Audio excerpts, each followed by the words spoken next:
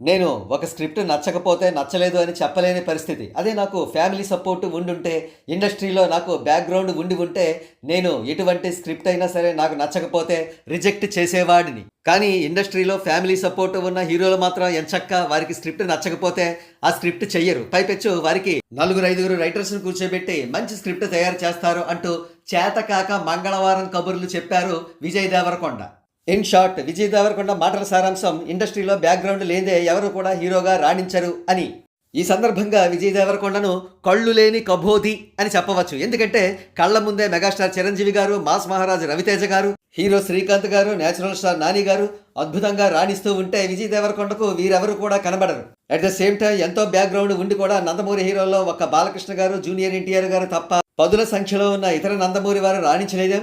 అలాగే అక్కినేని హీరోల్లో నాగ చైతన్య గారు కేవలం టైర్ 2 హీరోగా మాత్రమే సెటిల్ అయ్యారు. కృష్ణ గారి వంశంలో ఒక్క మహేష్ బాబు గారు మాత్రమే రాణించారు. ఇక మంచు వారి సంగతి సరే ఇతర హీరోలు కూడా రాణించలేదు. అసలు విజయ్ దేవరకొండ కామెంట్స్ వెనక అసలు సిసల వాస్తవం ఏమిటంటే ఎంత గింజుకున్నా సరే హిట్ పడట్లేదు. పైపెచ్చు ఇతర ఏ హీరోకి కూడా లేని విధంగా తన పెర్ఫార్మెన్స్ పై ట్రోల్స్ పడుతున్నాయి. కల్కిలో అర్జునుడి పాత్ర డైలాగ్ డెలివరీని విపరీతంగా ట్రోల్ చేశారు. ఆల్ రౌండ్ పెర్ఫార్మర్ కాదు, డాన్సులు రావు, ఫైట్స్ సరిగ్గా రావు. కెరీర్ మొత్తానికి 4 హిట్లు. అవి పెళ్లి చూపులు, అర్జున్ రెడ్డి, గీత గోవిందం అండ్ టాక్సీవాలా. ఇన్ని అవలక్షణాలు కలిగిన వారు మాత్రమే చేతకాక మంగళవారం కబుర్లు చెబుతారు, ఇతరులను బ్లేమ్ చేస్తారు. విజయ్ దేవరకొండ చేసింది అదే.